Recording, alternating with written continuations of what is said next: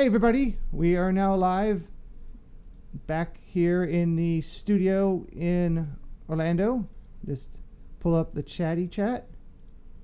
Thanks for joining us as always here on the show.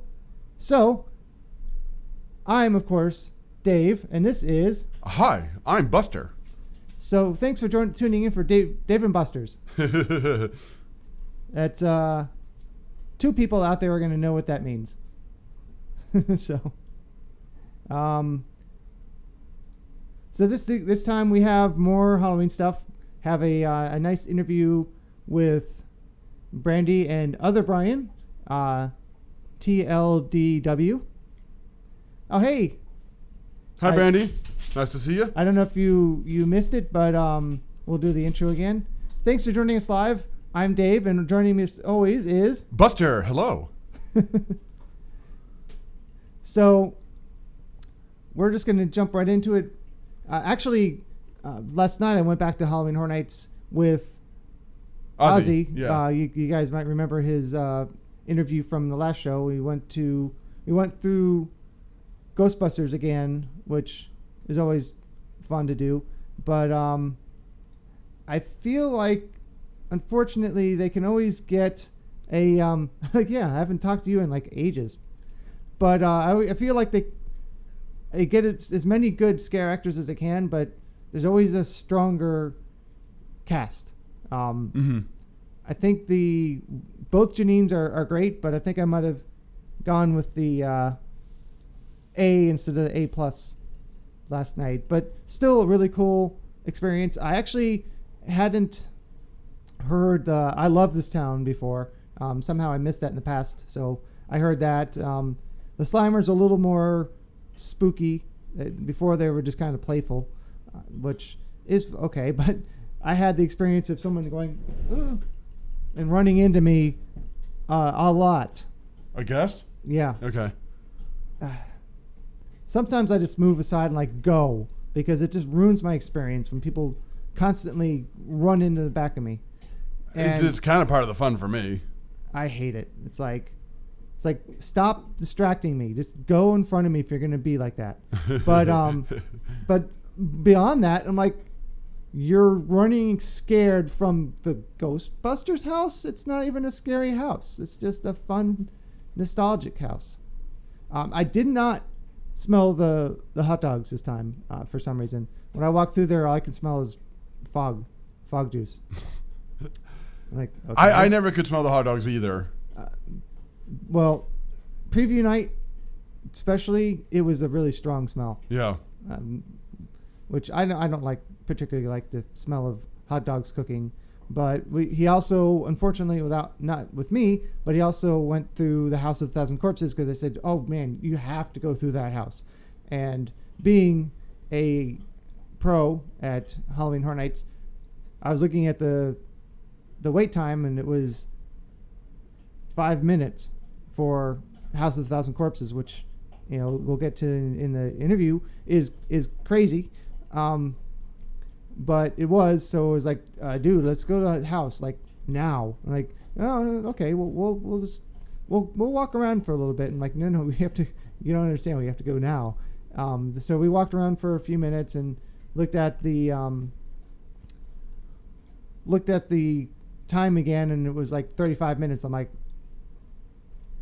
see, it does get busy. Actually, the night that you left, Brandi, I think it was up to 90 minutes, which is the highest I've seen so far. I've seen a 70 for House of a Thousand. Which is, it's more like what it should be. It should be more like 100 minutes or at least as much as Stranger Things. But it is one of those houses that gets the show dump effect. Actually, is the house that gets the show dump effect, which was what happened to you, which we do know about. But so without any more delays, let's watch. Are you playing the long one yet? I'm thinking that's the only one. Why? Well, so we're gonna play an interview. It's a long interview. In the meanwhile, guys, if you want to chat, go ahead and chat. Yeah. That's why I said TLDW. Oh, too long didn't watch.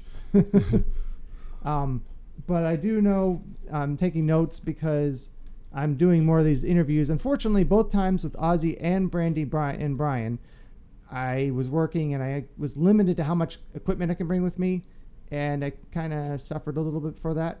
I should have probably had a second microphone instead of like this thing, especially because I didn't realize there was more of a distance because of our seating arrangement than there should have been, but it came out all right.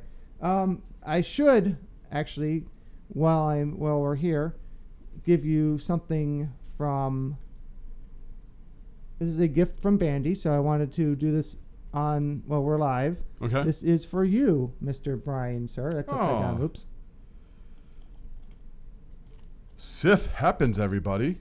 Yeah. Let's see if this is still going to. Nope, it's not going to. Well, it's a pin, and it says FIF, SIF happens, Sif happens. Which is stuff in face, Brian. Is that what it means? Yes. Oh. 2019, it's Halloween Horror Nights Unmasking the Horror Tour. So, Brandi, thank you very much. Or, Brian, thank you very much. This is very nice of you. Stuff. Yeah, it does. It says stuff in face. On the back, it says, just one of the many ways we love to terrify, disorient, and gently creep you out. Stuff in your face. Yeah. And yeah, that's true. Horror Nights has a lot of like little tactics that they use to get you uneasy. But the lights is one of them. The sounds is one of them, and stuff in face is another thing. Yeah. I don't like all the stuff that dangles, like the threads and stuff. I get it's supposed to, I guess, feel like you have things crawling on you. I've never gotten that. I've just got the. How many people have walked through here, and how unsanitary is this? And it's in my hair. That's what I get. But yeah, the button even has like a cobweb on it, which continues from the back, which is pretty cool. Yeah. I think this camera is unplugged. That's why I wasn't expecting to use it. But yes, thanks to Brandi and their Brian for helping set up the. Unfortunately, we don't see the table because it was a compromised shot. But Brian was the one who came up with the idea of putting the camera on, mounting it on one of the drawers, which helped out a lot. But sadly, there's a nice setup on the table in front of us that you don't see much of. But hey, do what you can. Hi, Duchess, and hello, Trent P. Hey, Fam TV Arcade Gaming. Hello. Wow. So Duchess and Trent, if you're just joining us, we're about to play a very long interview. It's going to be videos, so if you guys like, go ahead and comment in the chat room. We can still see the chat, right? Yeah, of course. Yeah. And you can comment about the interview and like what's being talked about and just general things. Yeah, Duchess, I completely forgot to tell you when I saw you, like, hey, go meet me over at the Tonight Shop, because once the parade stops for this show stop, I was there for a while, and I got over there, I was like, oh, too late. Yeah. Duchess, thank you for coming through the house and seeing me and saying hi. I hope you enjoyed, and I hope you like my scare. So maybe next year we'll get together for the meetup. So, no more delays. Here comes the interview. Here it comes. All right, so here we are at Cabana Bay, and we are here with it's Dave and Brian, maybe a different Brian, but and do you want to, for those if you somehow watch the channel and don't know who you are, start with introductions? I'm Brandi. If you have ever been in the live chat, you probably know me because I'm Phenomenal Brandi, the mod. Fear the Wrench. I'm her husband. Also named Brian. So I was like, well, we always have to have at least one Brian representing. Sorry, the other Brian can't be here. Unfortunately, it didn't work out with his work schedule and my work schedule and all that stuff.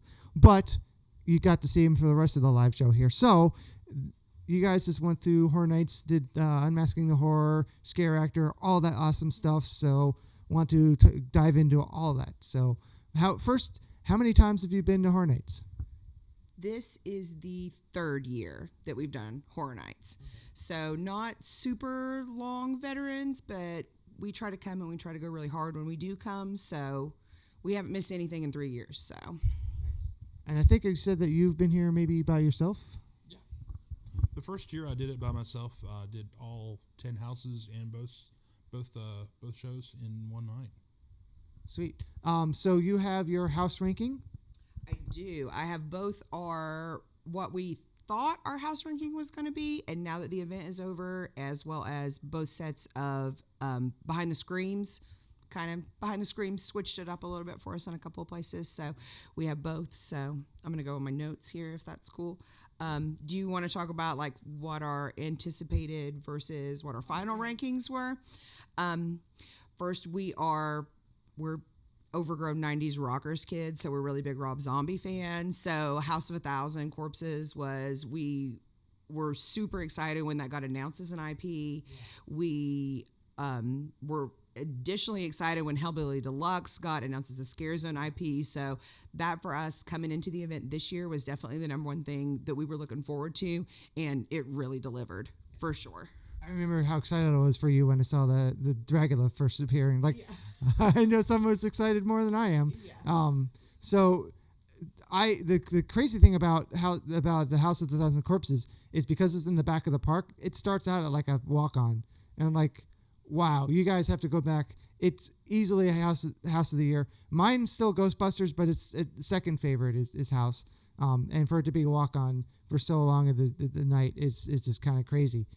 So, what do you have a separate list for yourself? No, we kind of did our list together. Yeah, we made a combined list. All right. So, also, in case you haven't already caught on to this, we're just gonna plow through everything. So, here's your one spoiler alert. So, sorry. So let's start with what you anticipated. Okay, so like I say, House of 1,000 Corpses for sure was our number one going in. After that, probably Ghostbusters. With this being the 35th anniversary of Ghostbusters, we were really fortunate in the small town where we live that they did a 35th anniversary showing for Ghostbusters. So we just recently saw it again in the theater. It was really big for us when we were kids. I played Ghostbusters like in my neighborhood a lot with the neighborhood guys and stuff. So it was definitely one that we were really looking forward to. And like I've said before, it definitely doesn't disappoint. The very first room you walk into that house is like, okay, this is already awesome. So that was your, was that the first or second? That was our number 2 on our anticipation list. But I will say that we had one really good run of Ghostbusters and we had one really bad run of Ghostbusters where we missed a lot of scares. Oh. So I think in that case, it dropped down just because of that, just because of that factor. We had one really good run and one really bad run, and Ghostbusters wait time is no joke. It starts high and it stays high the whole time. So we were only able to get 2 runs in on Ghostbusters. When we did Behind the Screams for Ghostbusters, though, that was outstanding. You got a lot of additional details and really good photo ops with Janine's office and the Zool throne and some really cool stuff there. So, did you get to see? I believe one of the ghost traps. It might have been a screen use prop, or it was it's a proton pack. There's a screen use proton pack. And yeah, they pointed that out. And it's actually where they were filming the new movie, the Ghostbusters 2020 movie that's coming out. That is a proton pack that's used in the 2020 movie. Nice. So yeah. It was really cool. Okay, I heard something about it. For some reason I thought it was a ghost trap, but a proton pack. Yeah, they pointed it out. Our tour guide today was awesome. And I noticed that the ones that weren't screen used, they spent a lot of time making sure it was really, really accurate. Oh yeah, the level of detail that's in that house, like nothing was missed. You can tell it's a lot of fan service, so there's a lot of stuff in there. But even when they did the devil dogs and things, like they turned one's horns up to be the Zool one, and there's just a lot of good details as you walk through. So. And like I've said before, one of the cool things about that house is that the rooftop scene, which was part of a show right there where Race to New York is right now. It was the Spooktacular. It was the first. It opened with the park, so it was really cool to see that back in the park. And it probably wasn't possible, but I really hoped or wished that the opening for that house could have been going through the firehouse facade. That would have been the perfect. That would have been the perfect greeter. But I'm sure there are some safety concerns or something. But that would have been amazing. One thing I loved in Ghostbusters that I think maybe if you only hit it one time or hit it really quickly, you may not realize is the Janine in there is not on an auto trigger. Yeah. She's actually live mic'd and will interact with you. Like if you yell stuff at Janine, she will talk back with you. And that's a really nice touch because a lot of times the actors are just on a loop and she's not. She's excellent. Yeah. Great scare actor. Yeah, I noticed that the first walkthrough, but it took me a little bit. Or maybe even the second one. Someone pointed it out. I was like, and then when I was going through the second time, I was like, oh wow, I wasn't expecting it at all. Mostly, I think it's because it was so well cast. It sounds like Annie Potts to the point where like this couldn't be just some actor, but it is. It is extremely well cast. The Zool throne Sigourney Weaver looks just like Sigourney Weaver. The Vinkman is like perfect. So I really think overall in all of the houses this year, this is probably the best casting that Horror Nights has ever put together. The Stranger Things kids are perfect. We'll talk about Us in a minute, but the one girl, like that could be Lupita Nyong'o's like sister. She looks so much like her. The casting this year is excellent. Sadly, there's one person they didn't cast. Maybe next year, Dave. Yeah. Maybe next year. Yeah. You don't look like a Stranger Things kid or Lupita Nyong'o, so maybe that was not a good fit. I don't know. I think I could have been the key master. But not the gatekeeper, so. We'll see. Okay, so our next anticipated one, Brian has his shirt on, Us. We saw Us in the theater this year and walked out of the thing and immediately said, oh my God, what if they make this a house? Yeah. The flow of the movie, like we could just imagine it in our heads, like you go through the mirror maze, you go through the house, you go through the tunnels, and everything that we wanted it to be, it absolutely was. Absolutely was. There are probably a couple slower spots in that house that I think maybe they could have oomped up a little bit. The sets, though, look dead on. The Vision Quest facade is, like, perfect.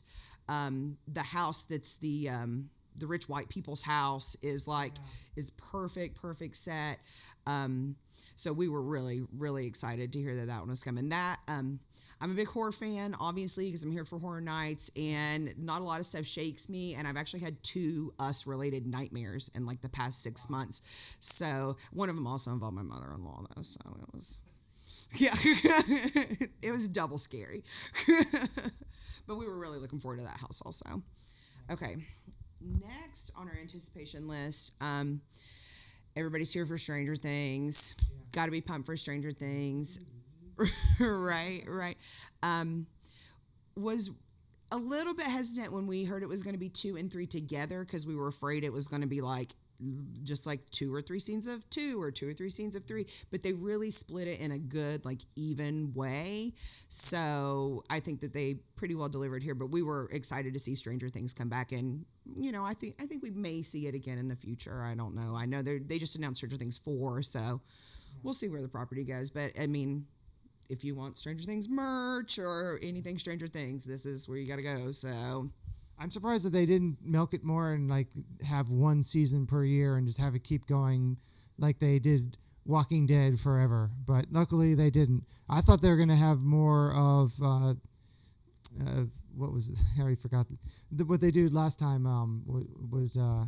But thankfully they haven't run anything like they did Walking Dead for 5 years again. So Purge came close. Yeah. I mean, the Scare Zone and the house in the same year. Right. I think Walking Dead is a strong IP, but I don't think Walking Dead is as relevant anymore. So when it was time for Walking Dead to go, it was time. It was time, and we're big Walking Dead fans, so that's coming from like I don't hate on Walking Dead. I love Walking Dead, but like it was time. Yeah, definitely.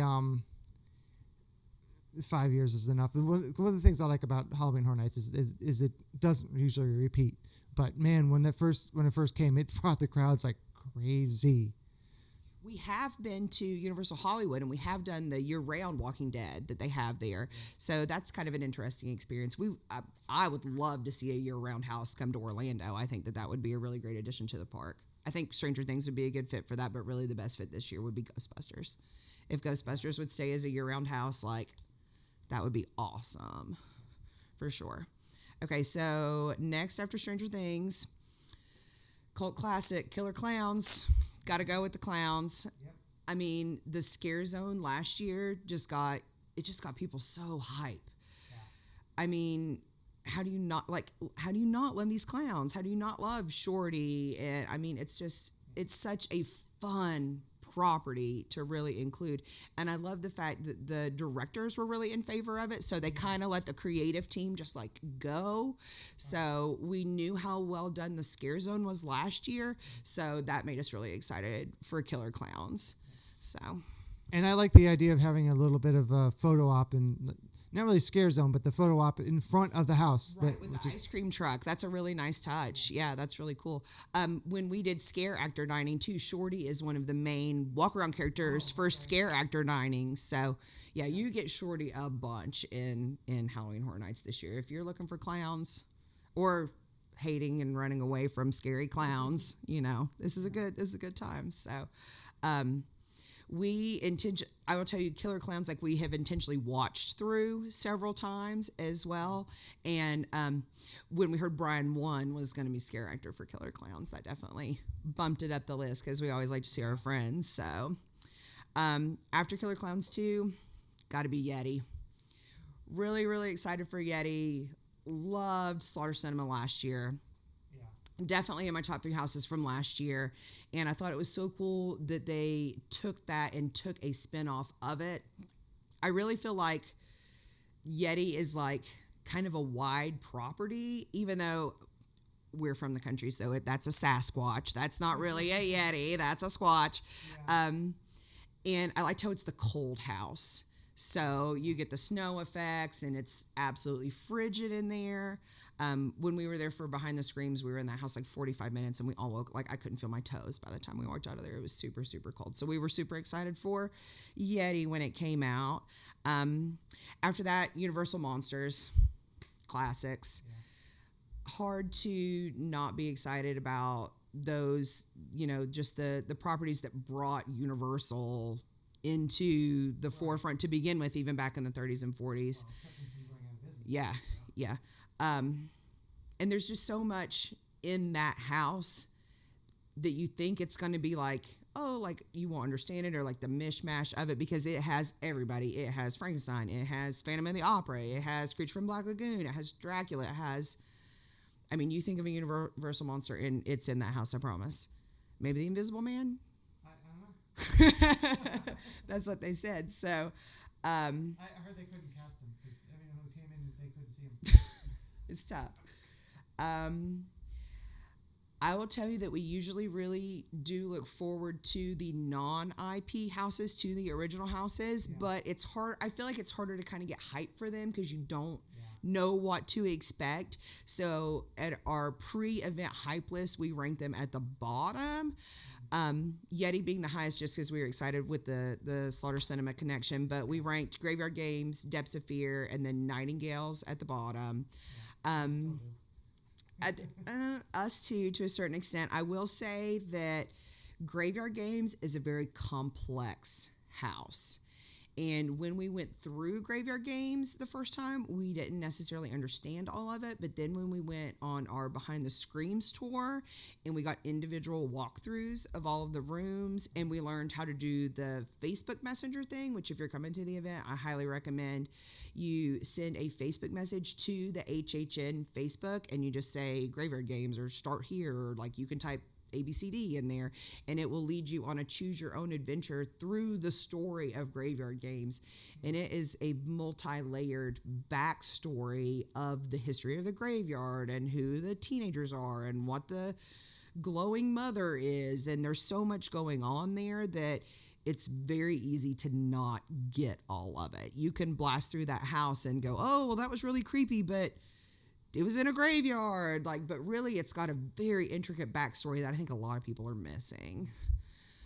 And then Nightingales and Depths of Fear. I think probably Nightingales maybe a little bit more anticipatory just because it was the prequel house to Nightingale's Blood Prey. And then Depths of Fear was like, oh, there's going to be fish. So... Look, a superstar.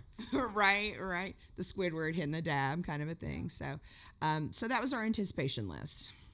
I think I liked Depths of Fear after we went through the walkthrough today. I think I liked it a little more because I learned a little more about how long they've been wanting to do an underwater house. Right. Yeah, I think that really made the house a little bit more interesting for me.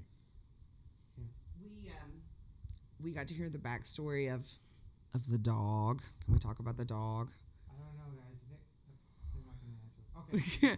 Okay. So we got to hear more about the backstory of the dog, which at first, when the Twitter blow up of reaction about the dog was, I was like, what's the big deal? They killed a cat and there's 20 million dead horses in front of Nightingales. There's a lot, how can you come and be upset about the dead dog, but they're scalping a guy in House of a Thousand Corpses and nobody was upset about that. So, but then I thought that was a little excessive. it's fun though, a little off the top. But when we heard the backstory of the dog and that it's actually the dog's real name is Woody, but the dog in the house's name is Helix, but it's a real dog. It's based on an actual person from the creative teams. It's a family pet, and there's pictures of the dog all throughout the thing, but when you're walking through it at night, it's dark and you can't tell that the photos are the guy loving the dog so the more we heard about the dog, now I kind of understand why people are upset about the dog, because the dog is really sad. And that's the cool thing about behind this, Unmasking the Horror, is that they put details in the house specifically that they know you're not going to be able to see. Like when we went through the 25 Years of Fear, there were some props in the monster's house that even if it was bright enough, you wouldn't have the right angle to see it, and you can only see it on the Unmasking the Horror tour. We saw a hidden sign from Slaughter Cinema. One of the sorority letter signs is hidden in Baby's bedroom, and you can't see it unless you're on the tour. So cool stuff like that. Okay, so here's our official ranking. Already talked about it. House of the Year, House of Thousand Corpses. Yeah. It's got to be. It's outstanding house. It's perfectly cast. The sets are amazing. There's a lot of good throwbacks to Creature from the Black Lagoon, which if you are a big Rob Zombie fan, you know that he is a big fan of Creature from the Black Lagoon. And one of the reasons that he pushed, House of a Thousand Corpses, for those of you who don't know, is actually based on a house at Universal Hollywood, which then became a movie, which now became a house. So when they were filming House of a Thousand Corpses on the Universal lot, he intentionally hid Creature from the Black Lagoon stuff in the movie sets because Rob Zombie wants to direct Creature from the Black Lagoon's return. He wants to direct the remake of Creature from the Black Lagoon. So they hid those same things in the house. So there's a Creature from the Black Lagoon mask in the gas station scene. There's a big poster of Creature from the Black Lagoon in Baby's bedroom. So that kind of level of detail, along with absolutely perfect casting, absolutely perfect sets, basically no wait times, especially if you hit it at the beginning or the end of the night. It's not just the best house that's ever been in that spot. It may be one of the best houses of all time. Like I said, it's crazy to think of that in the beginning, not even at the road drop at 6:30, even an hour into the event, I've gone back there and it's been a walk on. I walked right through and walk it again. How this is not the kind of wait time that you should have for a house that is that amazing. Oh, and the other thing I was trying to think of that they repeated only twice was American Horror Story. I thought they were going to keep doing that to death like they did Walking Dead, but they only did it 2 years, and then they're like, we're done.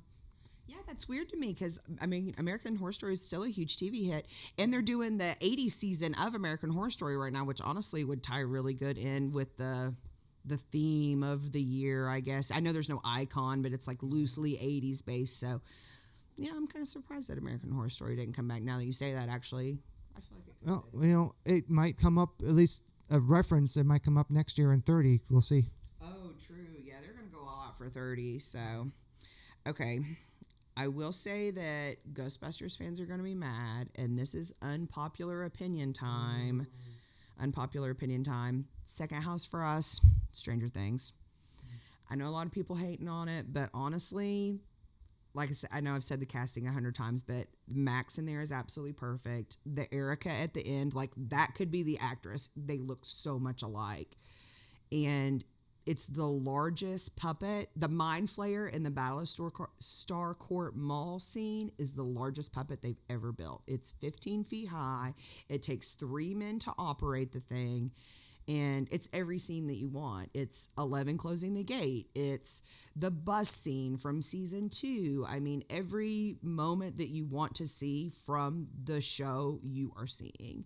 I'm a big Stranger Things fan. Binge watched the 3rd season in like 18 hours. So I was really looking forward to it. But then when it kind of started getting bad reviews, I was like kind of meh on it.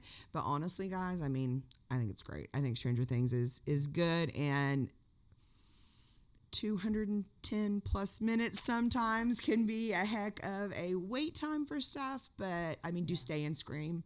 That's the best advice I have to try to get Stranger Things done. Although in the past, those have not been unusual for at least one house to get that. So overall, it's not that bad, the wait times this year. I think that the fact that they did 2 and 3 together also, like I say, I was afraid that it was going to be like just a little bit of 2 or maybe like mostly 2 and then just a little bit of 3, considering the house construction and the filming of the show were kind of done concurrently, because the house construction here starts like April, May, March, like it's like in the springtime, and they were not even done shooting the show yet. So that is mind-boggling to me to think that they built all of those sets at the same time that the sets were like actually being used and filmed. So I think that's, I mean, you can't come to Horror Nights right now and not do Stranger Things. Like that's the thing. Haha, it's the Stranger Thing. Well, it is. They start on certain houses at certain times, so they don't start on all of them at the same time. So they might have waited for certain details of that house. I don't know, but okay. Next, final ranking, and this guy really moved up for us, is Universal Monsters. Loved Universal Monsters. There are a couple scares in there, and I'm not don't say that I condone this, but if you don't get them, maybe hold back a minute and make sure that you get them. Wolfman scare, especially, that scare actor he's working his tail off every night, and it is such a good scare.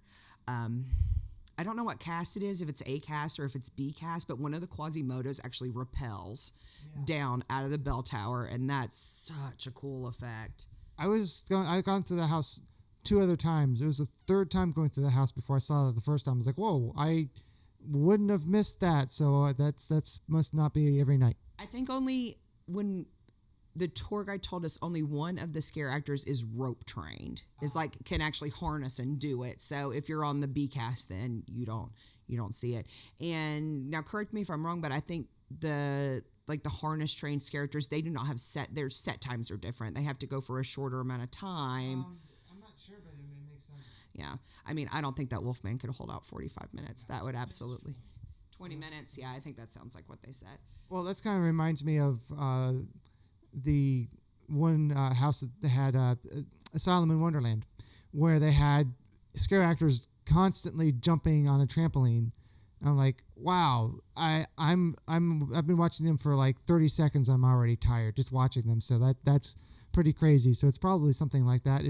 I don't know if it's as much. Well, it might be as physically demanding as jumping up and down on a rope.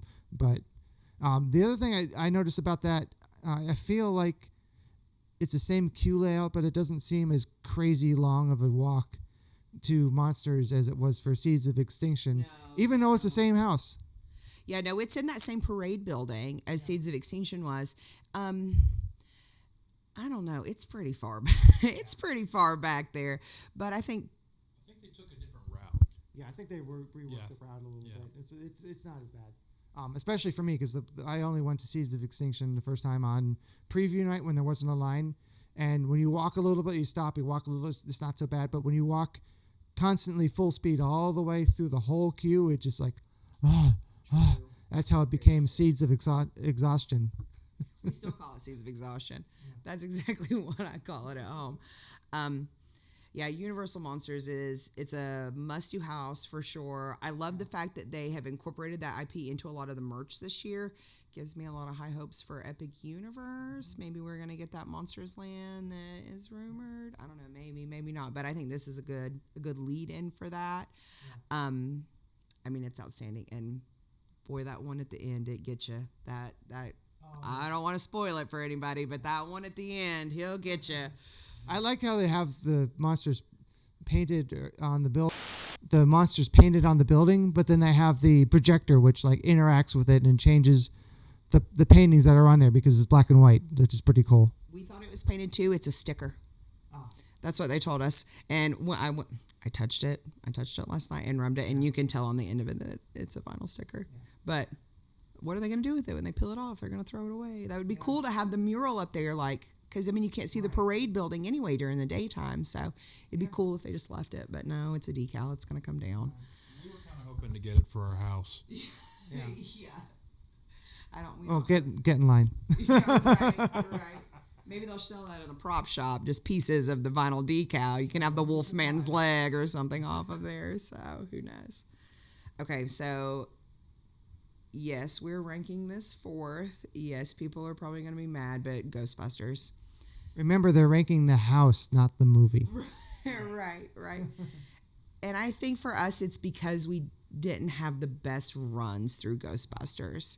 Like I say, we had one really great run and one really, badly timed run where we didn't catch not that there's a huge amount of scares in Ghostbusters to begin with, but we missed several things, and the timing felt weird to us, and I felt like that they were having a hard time kind of getting in the groove of it. So, not to say those characters aren't amazing, they're absolutely fabulous. Janine, I love you for life, absolutely amazing, but I think that is what put it further down on our list for us. The red button on Janine's desk is not a GAT. Don't press it. Oh, you should tell them what a GAT is, because they probably don't know what GAT stands for. Guest activated trigger. Yeah. The little buttons that they leave for you throughout the houses. Like you see in Killer Clowns. Yes, those are actual GATs. You can press those. Do not press buttons if you don't. I mean, we try to press buttons because we know that sometimes you can get fun extras if you press them. Press the buttons in Killer Clowns. Do not press the buttons in Ghostbusters. You will get yelled at by the attendant. Yeah, if you press that button, you'll get an extra, but it won't be a fun one. Right. It's a big red button though on her desk. It looks like it should be a GAT, and it's not. So yeah, I definitely can see if you were a huge Ghostbusters fan, if that was your number one favorite movie of all time, which I know for a lot of people it is, that you would rank that number one. But we just didn't have that great of a run through Ghostbusters. So I must have gotten lucky. I went through 3 times and I've didn't have a bad run through, but we were only able to hit it twice because Ghostbusters is one that you've either got to do Stay and Scream or one like that, because very popular IP. It's gonna have a line. Well, that's an advantage of being working there, is that I was able to go on team member preview, and it was a 5-minute walk on at the end. Killer Clowns for us didn't go up, didn't go down. I mean, Killer Clowns for if you were a first timer at HHN and you were hesitant about scary stuff, you should start with Killer Clowns, because one, you're gonna have fun. It is a fun house. We hit Killer Clowns 3 times. We hit Brian one set twice and then B cast once. So we saw both casts of Killer Clowns, which is what we like to do. We like to try to time it to where we can see both casts of stuff. Because sometimes you see different characters. Yeah. Like with Stranger Things, sometimes you have certain kids in the house for A cast and it's different kids for B cast. So, especially later in the run. Mm-hmm. Because sometimes scare actors start and they don't finish. But, I mean, how do you not love the clowns? How do you not love them? And the Clownzillas are like overwhelmingly awesome. And the guest activated triggers are pretty cool too. They are. The first set don't get you, but that second set will get you. I will say that not only do I like to pick my favorite scare actor from the year, again, I love you, Janine. My favorite house attendant from the year is the Gat house attendant that's in Killer Clowns. He, even if you wouldn't hit the thing, as people would walk by, he would hit the button behind them still to get them. Like, dude, you're doing your job awesomely. Like, way to go. Best house attendant for sure, Killer Clowns. Well, I only get to be a house attendant twice, and during the Ash vs. Evil Dead, unfortunately, I was out in the line most of the time, but my favorite house to be attendant was the Texas Chainsaw Massacre. That kind of spoiled me from moving on. It's like I stood there and watched the same scare every single night, and I never got tired of it. It was so awesome. What a great property anyway, Texas Chainsaw. How can you go wrong with that? Our favorite house attendant from last year is the Happy Death Day house attendant that was in the party room that just flossed the entire time. Every run through, just there he was, flossing away in the corner like he was just at the parties. So give the house attendants some love because they have a tough job. Yeah, especially sometimes you're in such a tight corner that you like in one of the houses in Texas Chainsaw Massacre. Literally, I didn't even have enough room for my feet to stand. That's how tight the spot is. So yeah, and then sometimes you get stuck in a room with a strobe light on you the entire time in your face. So sometimes it's fun. Sometimes it's can I get my next position now, please? So what is next on your list? Okay, next, Yeti. Absolutely loved Yeti. Think that I was a little bit sad that they didn't just keep it Swamp Yeti, like to actually carry it over from the house, or like I say, Sasquatch. We would call it a Sasquatch, or like give it that mountainy kind of vibe. But the fact that it was the cold house of the year really set it apart from the other original houses to me. And I know people are obsessed with graveyard games, but in my opinion, I feel like the scares in Yeti were a little bit stronger. There are a couple from above scares in Yeti. You're not going to see them coming, and they're really, really good. So that's kind of scares that we don't see too often in Horror Nights, and I hope we'd like to see more of those. Oh yeah, for sure. I think a lot of times, especially for veterans, you can kind of tell what's a boo hole and what's not a boo hole. So, okay, next house ranking list. Okay, Us. And it's not that Us was bad. It's just that everything else was so good. Yeah. So it was like really hard to rank it high. Like I said, we love the movie Us. We really super anticipated it. We're going to be the tethered for Halloween. Like, we're really excited about just the property in general. But everything else was just so outstanding. It was just so outstanding. And I think that there's a couple maybe dead spaces in Us that they could have oomphed up a little bit more. There's some great moments in that house. The bunny rabbit scene and the final final fight scene are absolutely outstanding, but then there's a couple slow spots, so it kind of fell for us. I feel like they could have themed out the food a little more this year too, like rabbit stew or something. I don't know. I mean, probably. we did eat a good bit of the food. We ate the s'mores fries. We ate pizza fries. One night we ate at the Starcourt Mall, and we did the street corn. That was like the sleeper snack pick this year. Everybody's loving those pizza fries, but let me tell you, go get the corn on a stick from the Starcourt Mall. It's awesome. And we ate the Imperial Panda from the Starcourt Mall one night too. So I think we hit about all of the HHN foods. And we ate the HHN specialty sandwich at the Bread Box, and we had the Halloween Horror Night specialty drinks at Swizzle Lounge and Cabana. So we hit as much specialty food and beverage as possible this year. So Apparently I hit the s'mores fries at the wrong time or something, because I just thought they were just meh. Oh, the s'mores fries are delicious. I think they're better than the regular pizza fries. I'm not real big on sausage and like a lot of meat toppings though. I wish they would have a veggie pizza fries option. Universal, get on that. I would love to see one with like some mushrooms and some olives. That would be really good. Last year I think it was the first year they had that, and it was like, I see the picture's got pepperoni on it. Can I get it with just cheese? Oh, we don't serve it with just cheese. I'm like, what? That seems silly. Are they pre-made? They come out and they're so hot. So, I was just told that I can't get it without the pepperoni. I'm like, why? Don't get the s'mores fries though, thinking it's gonna be fries, because it's not. It's dessert. It is straight up dessert. It's very sweet, but that's why I liked it. And grab some napkins and maybe some wet naps. So this, it was really sticky for me. True. Yeah, they're not skimping on the marshmallows. I think sometimes pizza fries doesn't hit enough cheese, but they're definitely not skimping on the s'mores fries for sure. Between the marshmallows and the melted chocolate, you're gonna have a little bit of a mess. It's a tasty mess, though. Yeah. Okay, next for us, and our bottom 3 anticipated and our bottom 3 house ranking, they say the same. HHN fans don't hate us, but we put Graveyard Games near the bottom. We rank Graveyard Games kind of lower, and like I say, honestly, it was kind of too complex. Like, it's really creepy. It's definitely probably tied with House of 1,000 Corpses for the scariest house as far as just like general creep factor and scariness are. I will say that probably it's the most disturbing house because it has a lot of the theme of it is kind of dead children, which is disturbing.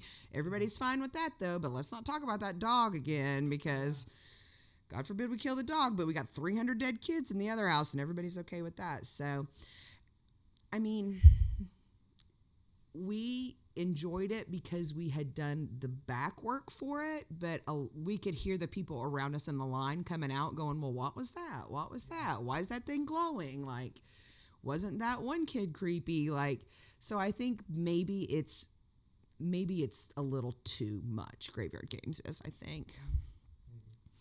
And then bottom 2 for us, they did switch.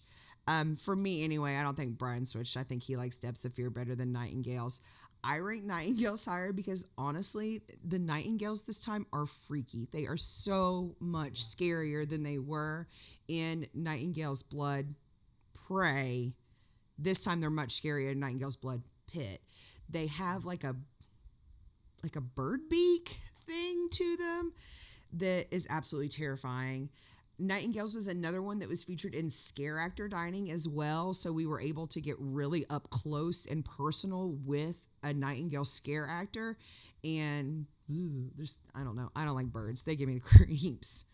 I ranked Depths of Fear at the bottom, kind of because the dog does make me sad now, but also because like the fish people just aren't that scary. The costumes are so big that you can really see them ahead of time, so it's really hard to get a great scare out of the mouth brooder costumes because they're humongous, so you can see it coming from a million miles away. I know you liked it better, though. I know you, after we came out of there today, you were like, oh, Depths of Fear. You were like pumped about it, so... I don't think there was any bad houses. You've got to rank them 1 through 10, but really that's 1 through 10 way up here, not 1 through 10 like this. So. Yeah, agree. Yeah. I walked through a few of them. I was like, yeah. One of the downsides about going through preview is you go through so many houses so fast. It's like I always made fun of people who said this, but I actually was walking through a house. I was like, oh, no, wait, which house is this? that there's a couple too maybe that do have similar scenes. Like there's a graveyard scene in Universal Monsters that's very similar to the entry graveyard scene in Graveyard Games.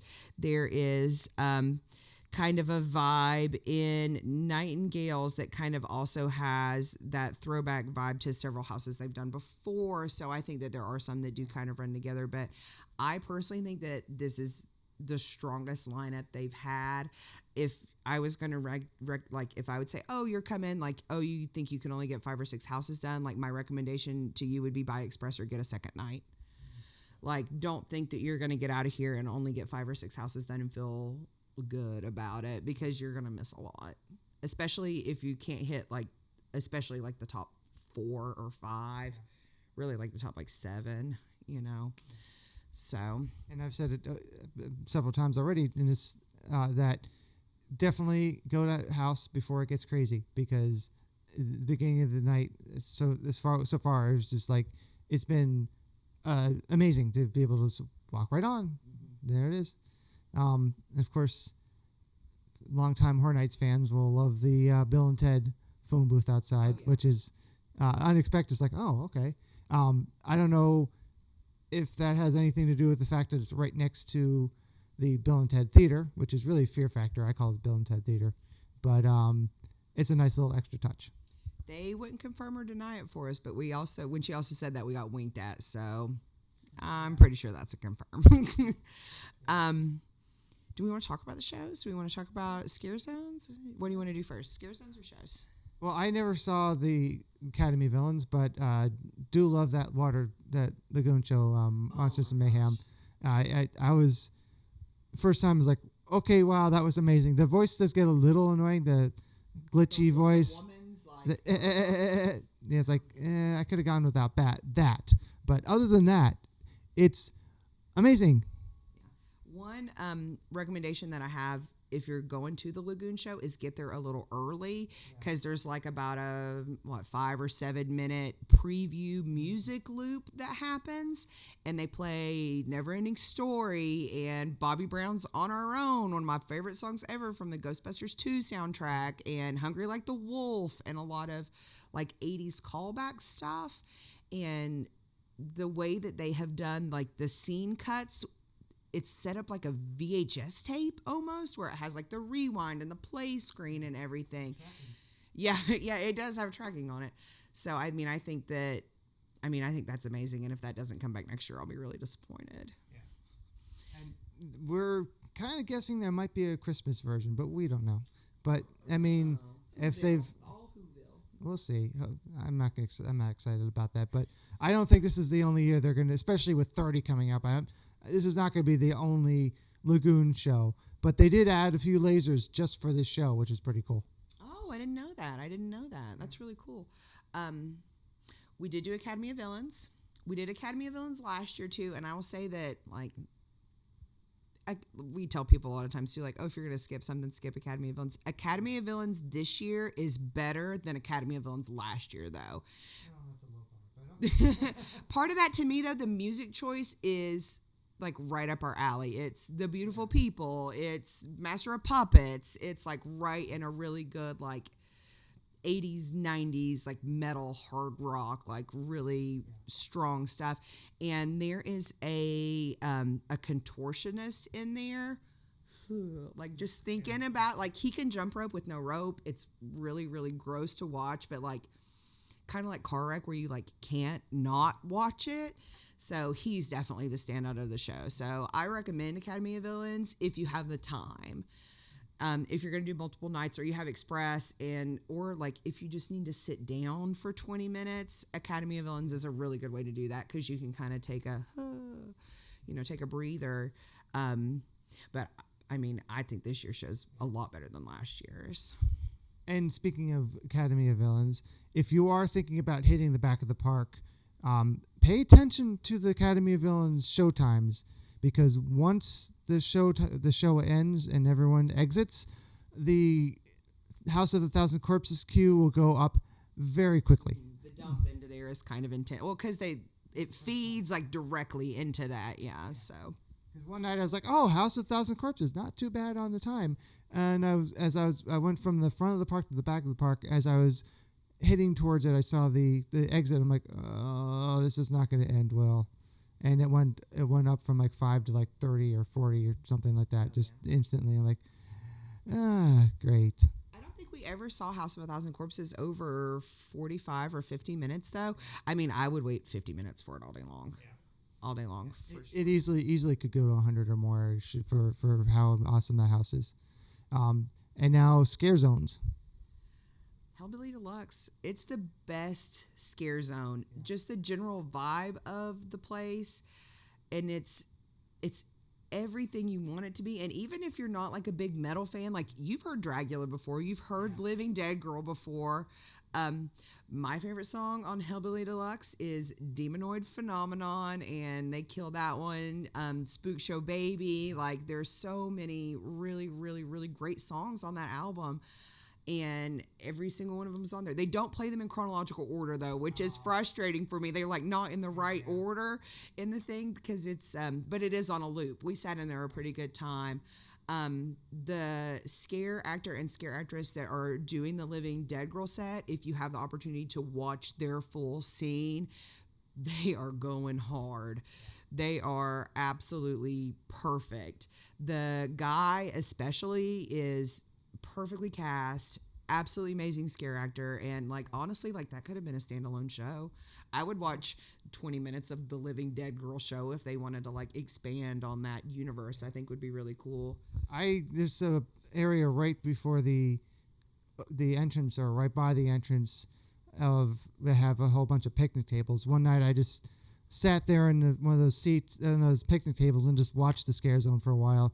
Just the scare actors, and also I just love the lights moving through the fog, the plumes and stuff. It was pretty cool. We did the same thing, and there's a drink bar area right when you come into the thing. There's tons of benches. All of that San Francisco area has a lot of seating anyway because of Richter Burger and all the other stuff going on during the day there. So there's a lot of good like sit and kind of chill areas. And we can't not talk about the robot, and we can't not talk about Dragula, because the robot is like, he's the MVP of the whole event, man. He is so awesome. That was so cool when it was like they actually did bring a custom built Dragula for the Scare Zone, and that was cool enough. It's also a photo op.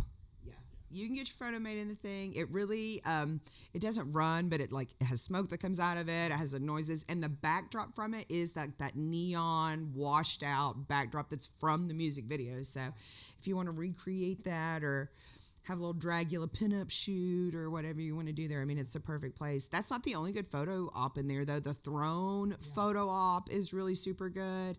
Lot of really good stuff.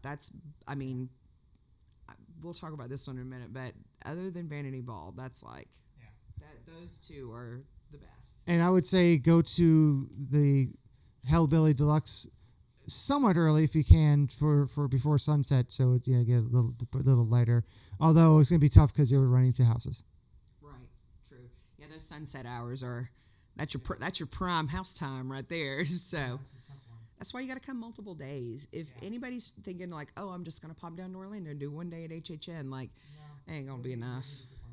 We have slowly expanded our trip every year, where like first it was 1 day, and then it was 3 days, and now we're at a week, and now I'm like, how do I move down and become a chainsaw girl? Like that's where I'm at in life. So Brian, not this Brian, but the other Brian and I, who's probably sitting there like, am I going to be able to say anything during this show today?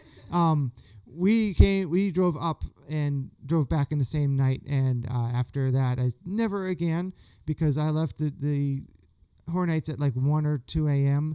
and then had a 3.5 hour drive, and like we were lucky that we didn't run off the road because I was falling asleep. So don't recommend that. No, that's tough. we get a room on property every year. I mean, and that's the way to do it. And also, too, if you're over the age of 21, there's a lot of excellent alcohol opportunities. And don't drive drunk. Take public transport. We've got a great bus system, water taxis, all of that here. And it's fun to play and just do it safely. So stay on property, and that's how you're going to get the most bang for your buck. Okay, so after Hellbilly Deluxe, and I would inch this second, but like barely, Vanity Ball. It's tough to choose between these two. They're awesome for different reasons. Vanity Ball, and we walked through Vanity Ball first and then walked back through it again and got the same cast. So on the second night, I said, we're going to sit in Vanity Ball until they cast change, because there are two completely different sets of costume scare actors. It's not like in a house where you have the same, where you have the same character, but two different people. There's two completely different sets of characters for Vanity Ball.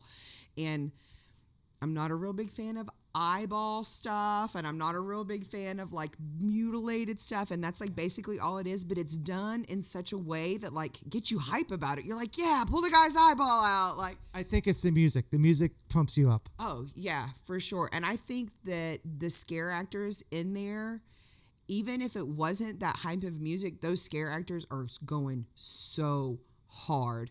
There are so many. Both of the MCs are great. I know you really like the girl. I think the guys maybe like a little bit better. It's $49.50. Yeah, I think they're both really good. There's a couple really outstanding ones. There's one girl that has a cape made out of like intestinal material. There's one girl that has a chest plate cut out so you can see her heart beating inside of the chest plate of the costume. There's a great guy that's in like a big blue caftan that has like a decapitated head that he swings around. He's outstanding. And just the whole vibe of the area is really, really good. I know Chucky was Scare Zone of the Year last year, which I have opinions on that. We won't talk about last year much. But It felt like a really cool zone to sit and just watch for a while, but it got repetitive so fast. Vanity Ball is a perfect fit for Hollywood. Hollywood, that whole area in general where it's so large, is it the largest scares? No, Zombieland's maybe like a little bit larger. They have so much space to work with there. I feel like Chucky didn't utilize it as much. Vanity Ball is working every inch. Those people are going to work in that scare zone. And it makes you smile like, but in a creepy way. And I really dig that. So... And I love how big the MCs come up with different stuff all the time. Yeah. Like I said before, my favorite thing that I've heard them say so far was, "You're beautiful just the way you are, but you can be better." It's awesome. The girl last night told me that I had beautiful eyes and she would like to have them. So, I see. Right. Okay, now next is... I know what my bottom one is, but okay, my 1 and 2 are like really close, and then there's a little gap, and then my 3 and 4 are really close. So 3 for me, probably Anarcade. Probably Anarcade. I really like the music. They're bumping a remix of the Tetris theme song in there. Like, how cool is that? I will say this: if you like to go and I like to take a lot of photos, and obviously you can't take photos in the houses, so I like to find good photo ops in the scare zones. It is extremely difficult to take good photos in Anarcade just because the way the lighting is set. Tied, Zombieland. We didn't watch Zombieland, or he had already seen it, but I didn't watch Zombieland until our prep. We prep for HHN every year where we go through and watch all the IPs. So this year was the first time I had seen Zombieland, and the movie to me was kind of meh. I mean, it's not the scariest movie of all time. I think Emma Stone is really great in that movie, but the rest of it, I mean, it's not the greatest horror movie of all time. I have not seen the new one though that just came out, Zombieland Double Tap, which I hear is actually better than the first one, so that makes me want to go see it. But there's a lot of really good opportunities. I love Zombie Kill of the Week, I think is really good. The Zombie Bill Murray in there, like how could they not have Zombie Bill Murray? Which is, yeah, right. Which is weird because that means Bill Murray's in a house and in a scare zone. So I don't know how he's doing double duty there. But yeah, those two are really close for me too. Like I say, 1 and 2 are really close, and then there's a gap, and then 3 or 4 are really close, and then there's a gap. And bottom for me is Vikings. Which is sad because that's a really cool area. I always like the Central Park with the trees and you know the light coming through. But yeah, it's just like, they definitely pumped up the grossest factor in some of that stuff. Yeah, for sure. The Blood Eagle or like whatever the one like main flayed open guy. Yeah, Blood Angel. Ugh, I don't know. That thing's really gross. One reason that I don't like it is because it's a traffic bottleneck. So it can be very difficult to navigate through there. And because of the way that the park is laid out, you have to traverse that way several times. If you're going from the front of the park to the back of the park, like that's basically your main route anyway. Do want to give a shout out to the evil Groot in the Vikings. He is the best scare actor. I think he knows it too because people are lining up to take photos with him. And like I know his name is not really Evil Groot, but everybody walking through the thing goes, "Oh, there's Groot!" Like Evil Groot, there he is. Yeah, like you're saying that if you wanted to bypass an arcade, there's a sidewalk all along the way. And most of them are like that, but there's a sidewalk that starts off and then it just stops. Sometimes you might be able to cut through Central Park, which you couldn't do last year for reasons I don't even understand. It's a good way to get around. Now, obviously, if people are waiting for the nighttime lagoon show, you might not be able to get through but at least sometimes you have a way through if you're not just wanting to go through it. But it's short, so I guess it's not that bad. I miss the pumpkin trees too. I know I've said that in chat like 100 times. Anybody that's chatted on live stream before with me too knows that I really love those pumpkin trees. And guys, there's never going to be a better scare zone there than Trick or Treat. Yeah. Trick or Treat's like one of the best scare zones they've ever had, in my opinion, and it fit that space so perfectly. This to me feels like they kind of like they had Vikings and then they had this area and they kind of like had to shoehorn it in maybe a little bit. Also, too, the music in there is like a lot of grunting. I don't know how to say it. It's like I don't listen to like a lot of Viking music personally. I really don't even know what Viking music is. I guess it's grunting and drums because that's all that's in there. But the music is kind of like grating to a certain extent.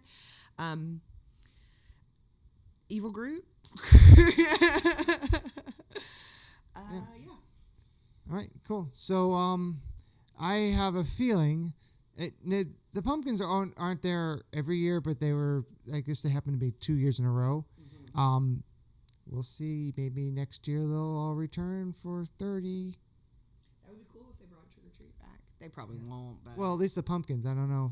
The scare zone, who knows what they'll do, but they might put the pumpkins back in the tree. And of course, that scare zone had the giant pumpkin with a huge flame. I feel like the bottleneck scare zone usually was where an arcade is because they would put the Icon scare zone was there or like that Face Off scare zone that was there. So people would want to like, oh, maybe I'm wrong then. But they would put stuff there where like people would want to stop and take a lot of photos of. But where an arcade is like chainsaw people this year, nobody's stopping through except for me trying to futilely take pictures of laser beams. So I feel like that having the free flow at the open end of the park is probably better, and having the bottleneck at Vikings is, I mean, it's a better use of space for sure. I kind of feel like they shouldn't have a scare zone in that area anyway, just because that's the main place that people walk through, but they still do. So, anything else do you want to say about the event? I kind of like Evil Groot. All right, well, thanks for sharing your opinion with that. And also, we hopefully won't have another problem before we get to this, but really quickly, we finally got to see the Stranger Things set here in Cabana Bay, which was pretty cool. Got some video of that I'll put in, or I'll put in a video. Or you'll see it somewhere. So, I think it's a cool add-on. I love to see them bring stuff out to the resorts. It's not 100% why we booked at Cabana Bay, but we definitely were excited when we saw that it was going to be at Cabana Bay because we had already booked our room here. So like, oh, bonus, we're going to get Stranger Things here too. I will say that you will miss it if you're not looking for it. There's a little like hint of it going up the stairway, which you'll see in Dave's video, but you've got to like hunt it to find it. It's not like right when you walk in the lobby or anything, but honestly, like I kind of like that. It kind of makes it special. So it's an actual set from the house last year too, so that's a nice touch. And Scoops Ahoy. right. Can't forget that. Even though I'm totally jealous that Hollywood got the actual ice cream Scoops Ahoy, but Orlando couldn't get that. We got Imperial Panda instead, which is like a blurb in the food court at Starcourt Mall. But maybe we'll get Scoops Ahoy next year for Stranger Things 4. We didn't get the Slimer hot dog either. No. And honestly, the biggest missed opportunity in this entire event was there was no Ecto Cooler cocktail. We want our Ecto Cooler cocktail. The only Ecto Cooler is one hidden Ecto Cooler in the tribute store. Maybe next year. And the tribute store, I think, is just amazing this year. I've said it's house quality theming. Oh, if you want to do photo ops, the tribute store is like the best place to do them. Yeah. The Ghostbusters room's amazing. The Stranger Things room's amazing. And the third room is like a Universal Monsters mashup room, and it's really good. Yeah. I am a big fan of the custom ink horror shirts. I didn't get one this year. I didn't find like the perfect design that like really that I was like absolutely obsessed with. They're a little bit more expensive, but I feel like the quality of those shirts is really super good. So, and that tribute store is the only place that you can get them. They're not like the generic logo merchandise is available in multiple places throughout the park. But if you want something specialty, you have to go to the tribute store. So it's worth the visit for sure. Oh, one other thing that I want to plug is if you go to the Palace Arcade, you can get the specialty tokens for the year, which I think I think a lot of people don't know that because we walked in there and the place was dead, and I just went and fed a $5 bill on the machine just to get the tokens off of it. So they put a coin out every year if you collect them, and it has the logo and the year on the back and stuff. So that's a really nice touch. I know Palace Arcade is the name of the arcade that's already there in New York. That doesn't have any tie into Stranger Things, does it? No, that's the same arcade. Oh, yeah. Okay, because it just happens to also be called Palace Arcade the rest of the year. I guess it's just a coincidence. Synergy. And was that from the beginning of the show, or is that? The arcade came into play really heavily in the second season of the show, Stranger Things. That is where the boys meet Max for the first time. So she gives them a run for their money on a couple of the machines. So I wonder if they named it after the arcade in New York, knowing that they're going to have the scare zone. Oh, maybe. All right, well, that's all from here, and other Brian, you get to talk now. All right, cool. We were too long-winded, right? I'm really long-winded. Oh, yeah, Brian's not at all. There we go. I don't know why that didn't work like 10 times in a row. I was trying to switch back off of that, but it didn't want to cooperate. Welcome back, everybody. Oh, it wasn't the frontmost application. All right. Hey, Stella, come here. So, hope you enjoyed that interview. It was quite good. Yeah. Thank you, Brandi, and thank you, Brian, for being agreeing to be interviewed on camera. Thank you very much for your thoughts and opinions, and I'm glad you made it to Horror Nights. Yeah. So, it's interesting that, obviously it was shot with the same camera we're using right now, and the same camera that I've used for the channel, including when I was shooting all those videos from Volcano Bay from Cabana Bay. And not only that, but it was in the same hotel that we did the interview with, although you can't see it in the video, with a view of Volcano Bay in the back. So, Lots Yeah. of Going full circle. Connected. Yeah. I guess that's meta. Yeah. So- That's pretty meta. Like, I guess Volcano Bay brings everything together. Yep, You want to hear something funny? Actually, no. I'll tell you later. that was hilarious. It's something it probably won't be best on camera, but I'll Okay. tell you something later. So so yeah, we're now obviously looking forward to not just the rest of 29, but 30, which of course they've been working on for a while already. Mm-hmm. Because they start working on them before the event even starts, especially for 30. I really wish I know which soundstage they shot the promo video in this year.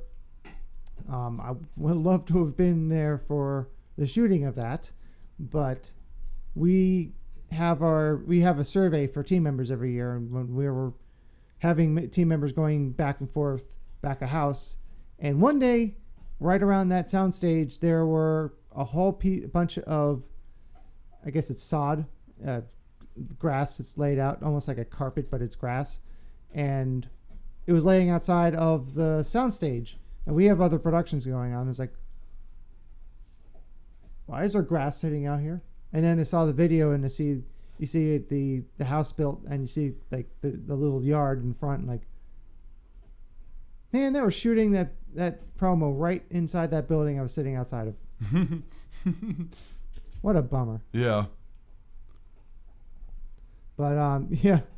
Well, like I said, it opens even earlier in peak of summer, Volcano Bay, so that would be even more fun to have it. I think it opens like 6:30 or something like that. We open the park an hour earlier for Halloween Horror Nights, and I think Volcano Bay opens even earlier than that. It might not be. It might be 7:30, but still, it's really, really early. So that was that would wake me up. That wouldn't be too much fun. So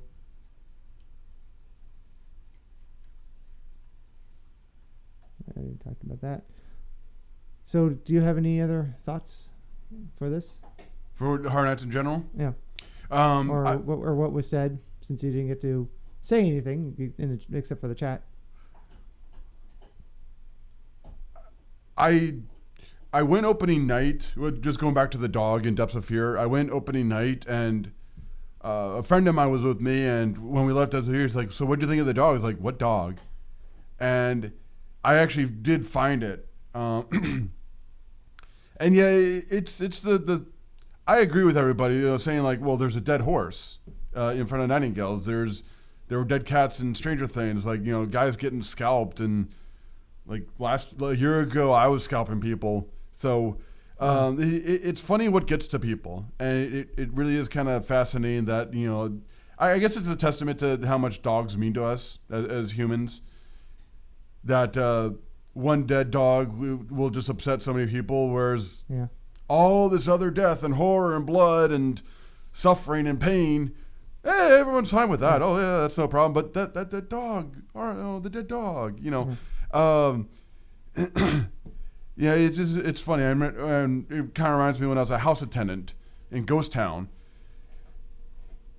I was in position in front of the first scare. I wasn't even at the first scare. Like, you had just entered the house, and the first scare was like a little bit past me, and this lady just starts going, nope, immediately. And I was like, do you need an exit? And she says, yes. So I said, okay, come with me. And we're right there. So I just, kind of was like, hey, excuse me. And I brought her back outside. I was like, you sure you want to leave? She's like, yeah, I can't do this house.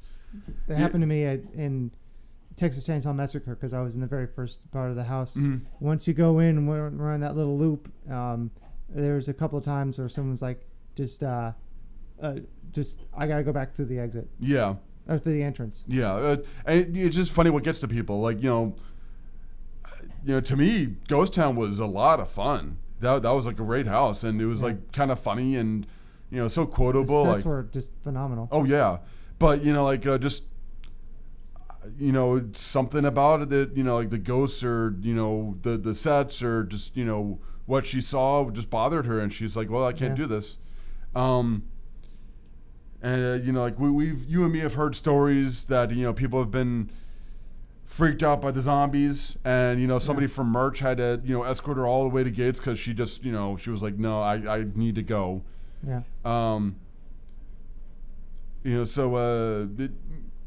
But yeah, I think it's kind of a testament to like how much dogs mean to us. Like the people on Twitter are probably all dog owners, and they really do become part of the family. I think in general it's a solid year, and it's okay to have the list, and that's part of the fun of Horror Nights is making your own list, and like, so what's your what's your top 5, and what's here's my top 5, and hey, that's I didn't expect someone to like a year ago I saw a guest wearing a tinfoil hat, a reflective shirt, and he said it was Alien Invasion on it. And so he was like a big fan of, a zone that most people didn't really like. Yeah. So it's cool to see other people's opinions, and that's part of the fun of Horror Nights as well. I never thought of making a list of what you anticipate and then another list of what you liked and then comparing the two. That's really awesome. Yeah. One thing I actually just thought of right now is I think one of the reasons about the besides, well, I didn't know the backstory until Brandi told me about the dog is like there's a dead horse outside of the Nightingale's house, but like, okay, it's the gladiator times and they had horses. Yeah. So they became victims. There's a person being scalped in the House of a Thousand Corpses because that's what they did. Yeah. The dog seems out of place in an underwater mining facility. Yeah. And it's like, why is a dog in this scene? And it's almost, I don't know what the reason is. It almost feels like they added it in just to have it sit there and whimper. I'm like, where like the other things seem to like fit where the other animals are. So it might be some of that too. Yeah. And Brandi's saying that it was a pet for somebody on creative. Yeah. Reminds me of Giggles and Gore from Horror Nights 24, where at the entrance of the house there was that phone, that landline phone, and there was a red sign saying call Evan Moore for deliveries. Now, at first I thought it was kind of like a wordplay joke, like call for even more deliveries. Yeah. But you pointed out that no, it's Evan Moore was like a longtime team member that there it was a little bit of a tribute to him, and he had died for whatever reason. Yeah, I forget what the full story is, but it was just an Easter egg. Yeah. To remember him. Yeah. But and it is neat to hear. I've already said like it's neat to hear someone else's list and how they see Horror Nights. I am kind of proud that Killer Clowns was up there. Yeah. I know that a lot of people on my cast, several people on my cast were in Clowns last year, and for the most part, they're happy to be back. And I know a lot of us have a lot of fun in there. A lot of us have a good sense of humor, and we want the house to be fun and scary. So like we're doing all our job, but it's we have fun too. Like when we're ready doing for cast change, like there's one guy who's always dancing, one guy who's always cracking jokes and laughing. There's somebody on cast B who is just an absolute maniac. He joined our cast last night because like last night was a weird night, and he was just going like 100%. Like even before we were like ready, like they told him he was doing like a different scare and he was going to be on our cast, and our coordinator was like, okay, As per show direction, your scare is you have a bat. I have a bat! All you do is hold it up. I hold it up like this! And he was holding the prop straw, like that crazy, the crazy straw. Yeah. And he was like using it like a bat. He's like, do not hit the guest. I won't hit the guest. I promise. I'll be good. And then he gets the bat prop and he goes to the coordinator and he goes, so I don't do this. Poof. And he hits himself on the head and falls over and he goes, Scared Stella. And he goes, no, you don't do that at all. He goes, I understand. and then you're like, when we're getting ready for cast change and we're getting ready to line up, he was like 110%, and he's like doing his crazy psycho laugh and the whole thing, and he even got like a little patient. And he's like looking out the door. He's like, are we gonna do this? And then they like finally open the door. He's like, let's go, everybody. Yeah, and the nice thing about the house is it rained yesterday. Not really during the event, but if it rained during the event, you can still see the clowns in the house, unlike the Scare Zone last year. Yeah, you can watch us during parade, and we're in character. Well, I mean, last year when it rained, or was thinking about raining, or it rained somewhere on the globe, like the clowns weren't out. Yeah. If it's raining outside, the clowns are still in the house. Yeah. So you can see them, because I walked through the zone with a few people. They're like, check out the clowns. Oh, it's just the ice cream guys. Now, I will say, the Cas-B guy was the scare immediately after mine during our set. And so, like, it was kind of neat because I would get screams and then I would immediately hear other screams. And, like, if I didn't get somebody, he would get them. Yeah. And then, like, vice versa. So, like, it's good to, like, we share energy. Like, if one of us is having, like, a bad set, like, it kind of, like, we can do things to cheer each other up. I remember I came through as a guest, and that first Shorty, like, I went, yeah, Shorty, you're the champ. And it's like, I saw them after, like, that night. He's like, dude, you made the whole night just saying that to me. And so, like, it's we're able to, like, we kind of have a bond because, like, we spend, all of Horror Nights together. And so, like, we're able to, share energy and, like, help each other out. And it's a good thing. It's something I'm proud to do.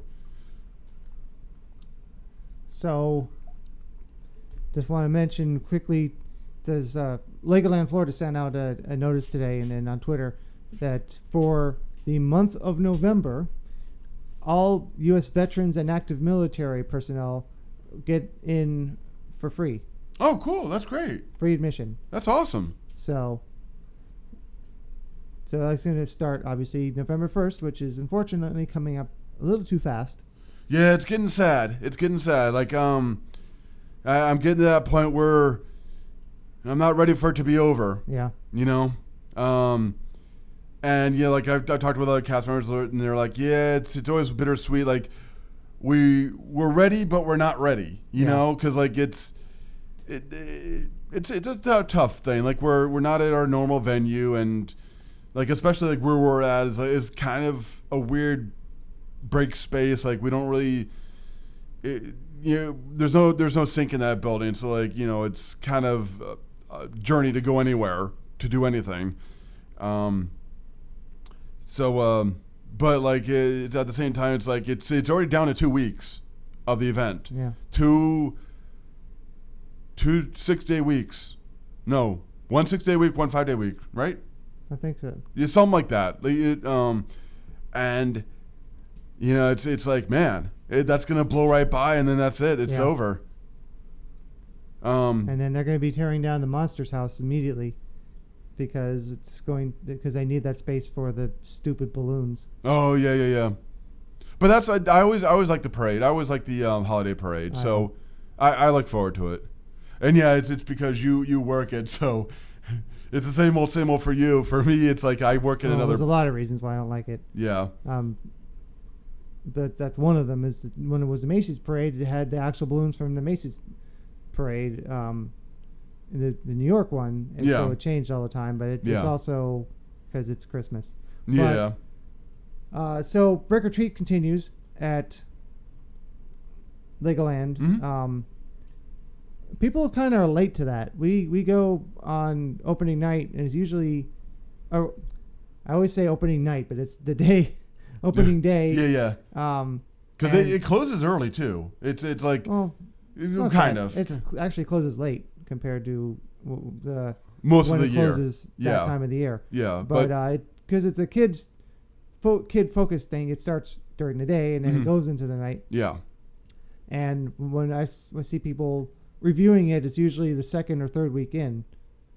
I'm like, well, okay, but kind of wanted to go again this year because it was really good. But I'm trying to possibly give away my shift for this Saturday, Mhm.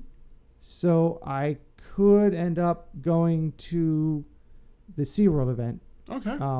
Didn't get a whole bucket of views last time, but we'll see. It's late into the season, and it's late to the their run of it, but I might go anyway.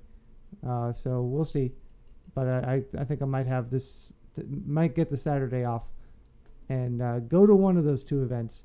Probably SeaWorld only because we haven't been there this year. I haven't Mhm. been there this year, and I don't think I it would can be- go. well, no, you can't Yeah. unless you miss work. Nah. But then at least I'd get a video for both. Yeah. Well, if you make it, I hope you have a good time. But I know that they're a little more liberal with their candy policy. At least they were the first time we went. We went in our costumes, and they're just like, here you go. Yeah. So Now, Phenomenal Brandon says, talking about the 2 weeks, gosh, that's crazy. yeah, I'm trying to pack in as much last minute Halloween as possible during the last day or for Tweetsy Railroad's Ghost Town this Saturday and then last weekend for Dollywood's Luminites next week. the funny thing is, for a lot of people, they don't really even think about or go into Halloween mode until like mid-October. Mm-hmm. Because there's one of the accounts I follow on Twitter. They're talking about like, ooh, Halloween's coming up. What are your plans? I'm like, my plans? It's like the first week of October. I'm well past my plans for Halloween. Yeah. Those started in like early August, like catch up. Yeah. For me, it's Halloween as soon as September hits. Yeah. Like honestly, For me, it's early August. Yeah. When Spirit opens. oh yeah, sure. Yeah. I would like to go to Not So Scary, but the prices are scary for that. How much is it? It's over $100. And Really? it's not as much. Like, it's at least the price. I mean, Horror Nights might be a little more expensive, but we have 10 houses, Mhm. 5 scare zones, 2 shows, and Special food. yeah. You have to buy buy that, but you get the rest of it. I'm talking about what you get for the Oh for the yeah, ticket. sure. And if we go to the Horror Nights like we used to and didn't go during the day, there's a few rides you can go on too, Mm-hmm. which I guess you can get with Not So Scary. But you get a pretty good treat haul. But man, you could get a lot more candy for that money. Yeah. So I and a parade. I heard that they do special things like Space Mountain is completely dark during It Not So already was completely dark. like no stars at all. Like you're in solid darkness during Not So Scary. I thought Space Mountain was like 99% dark already. Kind of.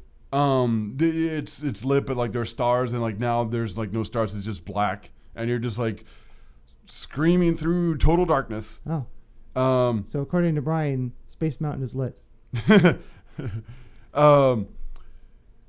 yeah, I mean, there's the parade. I've never been to Not So Scary, but like I know there's a parade. There's like Yeah. special character meet and greets, and there's the candy trail. But yeah, that sounds like a lot for the offering. Now, But it's also Disney, so like Yeah. everything Disney is expensive. So now there is like a season pass, kind of like the the ones we have for Horror Nights for the different packages, and someone calculated because they had some time on their hands, like the Rush of Fear or something like that. That if you went to every single night of Not So Scary on the pass that lets you go, and you get the maximum amount of candy you're allowed to get during the entire run, it is theoretically possible to get slightly more candy than you paid for your ticket. I suppose, but I mean, you could also just go out and buy $100 worth of candy. So, but it was just a silly video, just to see if it's even possible to come out ahead, and technically. But oh my gosh, you'd have so much candy. So, Phenomenal Brandon says that they put a couple scare actors in the pirate queue, so that part's cool. And Space Mountain is lit, and that, folks, is Dave's dad joke of the stream. Yay! I need to start gathering them and putting them in a book. The Dave book of terrible jokes. Actually, I thought that was actually very clever, because you're right. Like, Space Mountain is rather dark as it is. So, like, the fact that, they do it in total darkness, the Space Mountain is lit. That's darkness imprisoning you. But I don't see any absolute horror, because I can't. Yeah, because you can't see anything. Yeah.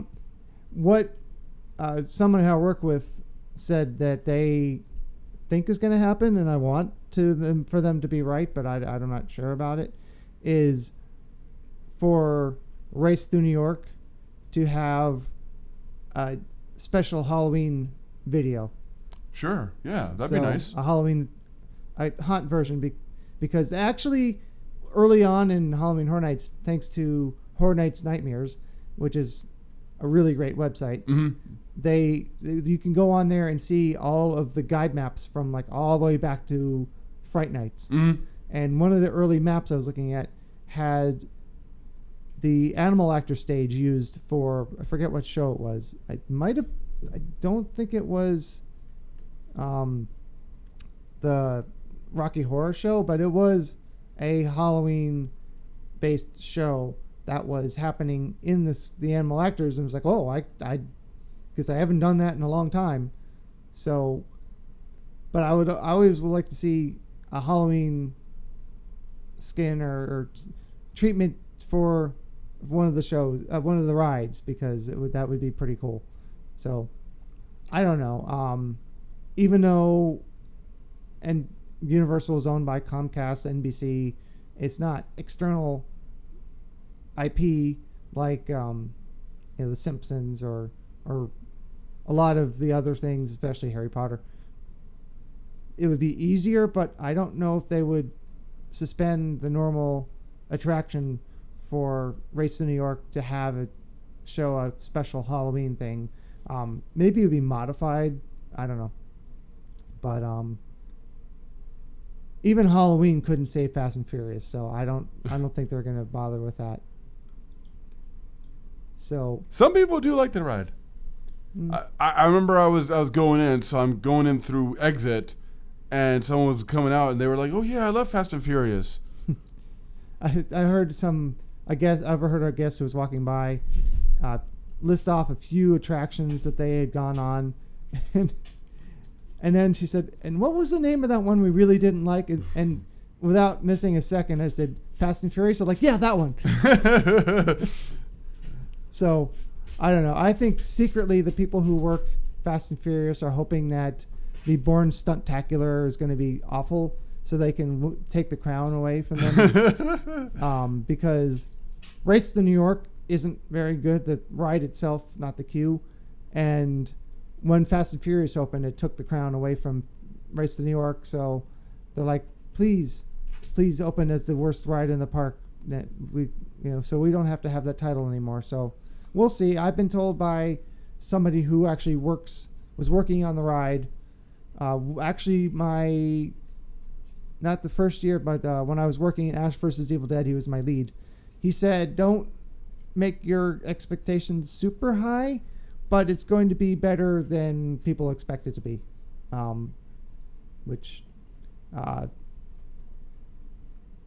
I mean, that's isn't giving away too much, but it's basically it should be better than people think it is, because like Bourne, why Jason Bourne all these years later? Yeah. Now I hope that it's not a flop, because having 3 in a row, it would not be good. Because then it's I'm really hoping that this is like a home run, because we kind of need it. Yeah. Well, no, actually, that's not true. Hagrid's is a hit. Yeah. Hagrid has problems, but people like the ride. Oh, yeah. Well, it has to be, because J.K. Rowling's and Warner Brothers wouldn't let them build a ride. Yeah, that's true. And apparently, like they have to close the line very early every single day, because otherwise sweep could not happen. So yeah, it's I guess 3 in a row on Universal side. Yeah. So I'm kind of hoping that the Stuntacular is going to be a hit. From what I heard, and it's just a rumor, I heard like the way it's going to work sounds pretty cool. But I really am hoping that it's going to. I mean, you're probably right that they're like, oh man, I hope it bombs hard so that we're not the worst ride anymore. But this is guess. I don't really know that for sure, but yeah, but like I'm hoping that it's really great, because it replaced a really great show, but it was a show that had been there for a long time, and the animatronics and different things were failing, and they probably had a few estimates of how much it costs to make sure that the targets work like they used to, and the animatronics work reliably, and sometimes there were these sort of walls or covers that would cover the 2 screens on the left and the right, and they would raise up at a certain point of the show. A couple of times when I went on or at least once when I went to see the show, you walk in and the screens were already revealed. So totally my opinion, no inside information. My guess is that they had some estimates to see how much it would cost to upgrade and fix and make the show quality the way it was. And they said, well, okay, how much would it cost to revamp it to something current? And the numbers didn't match up. Yeah. And they did spend some money to revamp the pre-show video, and it looked really, really good, because the one that they had kind of aged. Yeah. And they took out the Shaquille O'Neal reference and updated it, and it was like, cool. I guess Terminator 2 is not going to go away anytime soon, and then it did. But unfortunately, I didn't get to go. We just had a new high, seven in a row. Oh, thank you. Hi everybody. Concurrent. Hi everybody. Thanks for watching. Yeah, thank you for watching. I didn't get to go on to see the show all that much once I started to. We finally moved here, because it was that year. I think I was living here for like 3 months when Terminator 2 3D was announced that it was going to go away, and and apparently took a lot of people by surprise. Yeah, it normally when they announce a ride closing, like they do it months in advance, and this was like, oh yeah, Terminator's going away in like 3 weeks, and everyone's like, what? Yeah. Again, especially after they spent some decent money on redoing that entire video, which I know is just a video, but like that was a good amount of money to spend on an attraction that lasted less than a year after they did that. Yeah, and wasn't it James Cameron directed that video? Maybe. I think you said something about like James Cameron was involved in the actual video. I don't know. I know he obviously was involved in the attraction. Well, sure, yes. And which the strange thing about that is they are advertising the Dark Fate movie as a direct sequel to Terminator 2. Mm-hmm. And I was thinking, well, what about Terminator 2 3D? It was originally called Terminator 2 3D Battle Across Time. What about that? That was supposed to be, there was a video that used to play in Cyber Images, and if you buy something in what's now the Monster Store, it actually still says Terminator when you look at it on your account statement, which is funny. Yeah. There was this really cool video that they played of them developing the attraction, the show, and building a mock of the set and rehearsing and all that stuff. And one of the things is, I don't remember if it was James Cameron directly, but he said that Terminator 2 3D was meant to bridge the gap between Terminator 2 and his Terminator 3, but whatever happened, there was never a James Cameron Terminator 3. And I just found out that there is some law from the 1970s that after 35 years, the person who owned the property, who sold or licensed it to a studio to make a movie, can take that property back from the studio. And that's what happened. It's been 35 years since The Terminator, and James Cameron had the option to get his property back, and he did. So he wasted no time making because this year was when he got his property back. He wasted no time in making another movie, and he said it's for all the right reasons. But to me, it's like it's for profit. I wish that he waited just a little bit longer until he was done with the eventual sequels to Avatar instead of splitting his attention. But we'll see when the movie comes out. I feel his name's just there just because people are like, oh, James Cameron's involved, it's going to be good, I'm going to go see it. But I think he kind of lost his passion for the property a long time ago. Maybe. We'll see. We'll give the movie a shot. Now, is 35 years when things go into public domain? Is that it? No, it's like 50 or more. Okay. It's just that I haven't really looked into the law directly, but it's something like the original property holder can take their property back. So okay. like Stephen King can take back his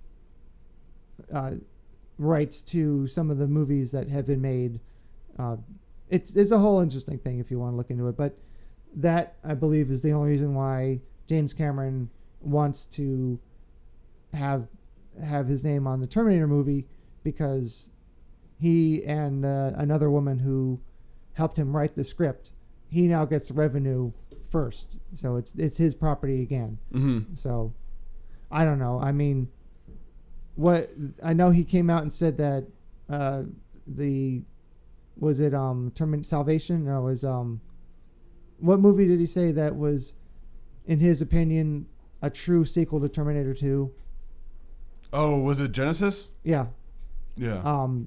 And then it came out later that he only said that because he was trying to do it as a favor for Arnold Schwarzenegger, and he didn't actually feel that way about the movie. And it's like, oh, great. So, I don't think it's purely for profit, because honestly, he doesn't really need money. Like, he made $1 billion movies. Rich people still want to get more money. Yeah, but like, he made $1 billion off Avatar. I mean, he made Did he make $1 billion, or did the movie make $1 billion? The movie made $1 billion. That doesn't mean he made the $1 billion. There's a lot of other people got paid. Yeah, but like, he made plenty of money off that movie, and all the other movies combined. Like, he's not gonna miss any meals. Let's say that. Yeah.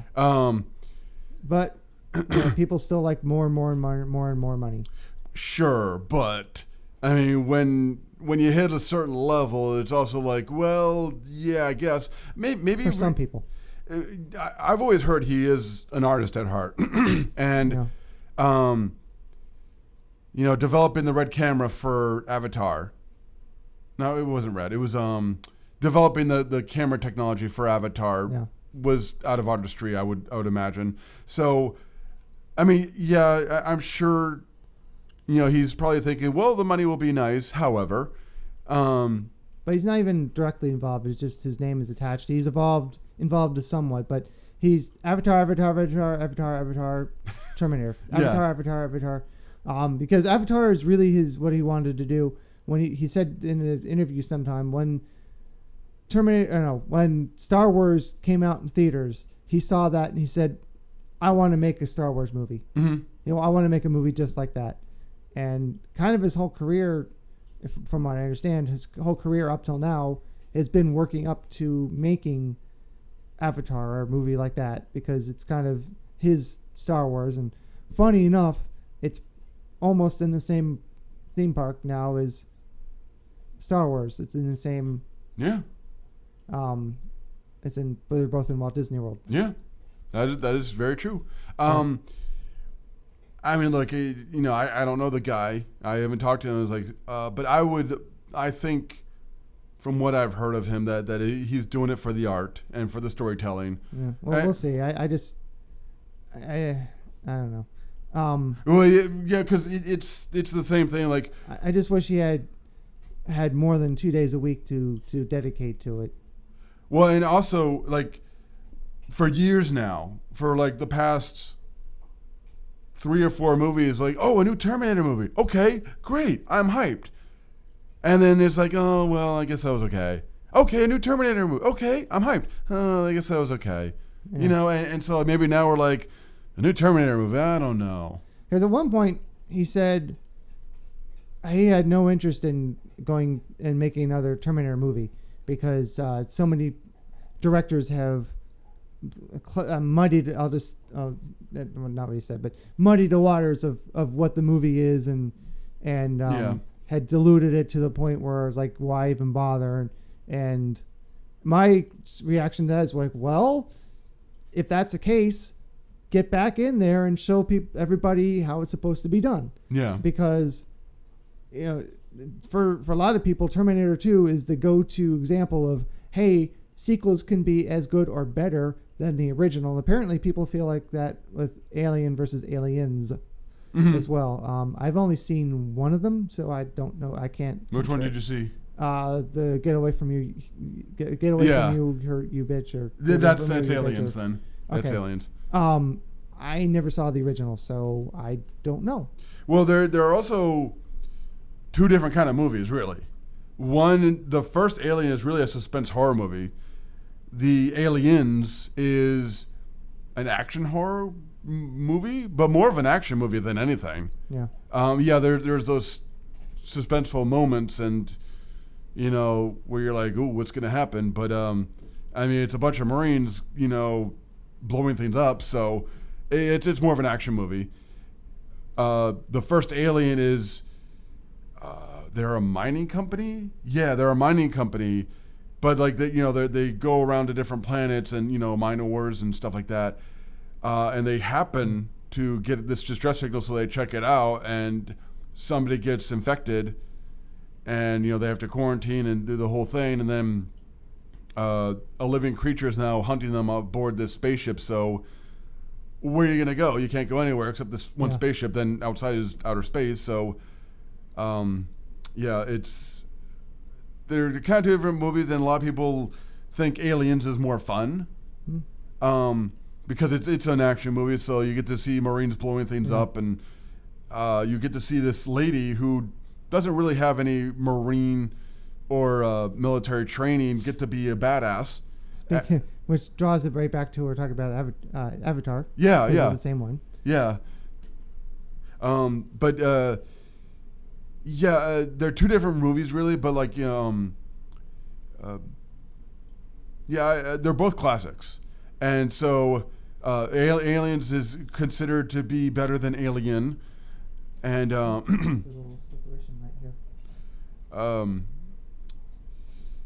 if you look at James Cameron's movies, they're all solid movies.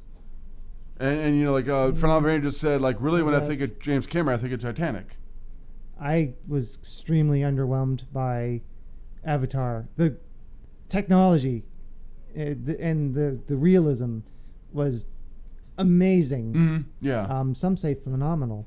But it was the same as Nightmare Before Christmas. Like, I didn't know until I bought a book on clay animation that was clay animated. I thought it was computer generated. Mm-hmm. Turns out that it predates Toy Story, and nobody had really done computer animation to that level before, but it looked so good I didn't even think it was clay animated. But so it looked great, but the story was all right. I do kind of like how the inspiration for Nightmare Before Christmas of Christmas invading Halloween and like, hey, what's going on? What's this? but and like What's this? And- What's this? and then like the holiday of Halloween, seeing Christmas coming in and not knowing what the heck this thing is. Yeah. So it's kind of a big you to Christmas coming in, invading Halloween, which is something you guys know I don't like. Yeah. So I kind of like that part of it, but yeah. So Avatar was the story was just like, oh, it's Pocahontas in space. Pocahontas in space. Yeah, great. But warning, dad joke.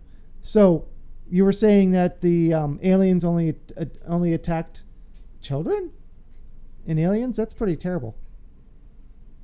No. I thought you just said they were attacking minors. Oh. Womp womp. So, yeah, without the light, the skeleton kind of fades away. Whoa. I have one down here, but it didn't last. Anyway, so that is our show. Thank you very much to Brandi and Silent Bob. I mean, Brian. Yeah. So I've been Dave. This has been Buster. And Stella's around here somewhere. Oh, I hear her coughing.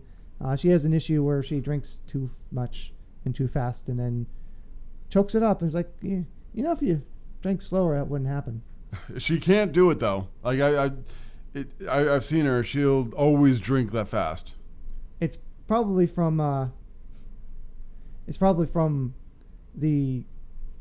when her puppyhood. Like, she's probably bullied by the other puppies and is like she gets what she can Yeah. because sometimes she'll drink like out of the extreme corner of the. I know there's no corner in a bowl. It's extreme edge of the bowl. Like can I please just a little? Can I? So there's that. So Stella made a little appearance, and then there's a little bit of a Merlot there, and Merlot got a nice clean bill of health today, right? Yeah. Merlot had a vet appointment today and got all her annuals. Hit me in the wallet, but she's a healthy dog, and all her tests were negative, which is good. Yeah. Yeah, I just had to throw that in, especially with the beard. I felt badly during that whole interview. There were two different Brians that didn't get to say much. I kept looking like I feel badly. Like, could you say something? But next time I'll definitely have to use at least a second microphone. But thanks for watching. I don't know if we have a topic for Rock Talk. We do. All right. Hopefully, Brandi can stick around. I know it's getting kind of late and had a whole lot of vacation days off in a row, so we'll see. But as for this, thank you everybody for watching. Want to say really briefly, if you're interested in, it used to be called YouTube Red, but now it's called YouTube Premium.